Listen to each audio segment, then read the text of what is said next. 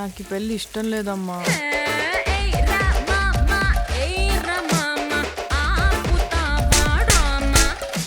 ఆయనలాగే బాగా సున్నితమమ్మా.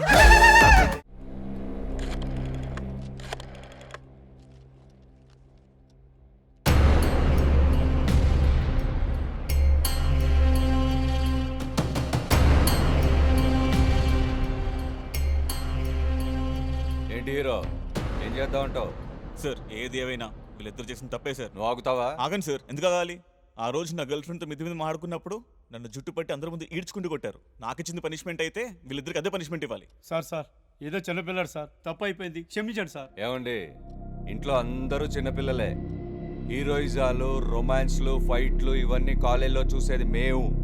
మాకు తెలిసి ఎవడేంటో లవ్ స్టోరీలు నడుపుతున్నాడు మీ వాడు ఇక్కడ. సార్ దయచేసి దానికి లవ్ అనే పేరు ఇవ్వకండి సార్. లవ్ అనేది కాలేజ్లో చాలా కామన్.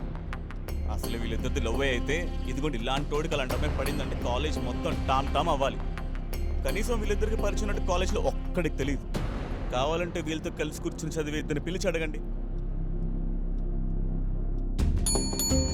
చీచీ లేదు సార్, ఆ రోజు గొడవప్పుడు పరిచయం తప్ప ఫ్రెండ్షిప్ లాంటిది కూడా ఏం లేదు సార్. వీడు నా బెస్ట్ ఫ్రెండ్ సార్, అసలు ఆ అమ్మాయి పేరు కూడా మాకు తెలియదు సార్. వీడికి పరిచయం ఉండే అవకాశమే లేదు సార్ అసలు. సార్ మీకు ఇంకా అర్థం కాలేదా? కాలేజ్లోని క్యాంపస్లోని అడ్డమైన పనులు చేస్తున్నారు. అందుకే ఎవరికి తెలియకుండా గుట్టుగా మెయింటైన్ చేస్తున్నారు. దొరికిపోయేసరికి లవర్స్ అనే కట్టింగ్ రంకు పనులు కదా సార్. ఎవడైనా గుట్టుగానే చేయాలి. ఎవరు చేస్తున్నాడో రంకు. వదిలే నాన్న.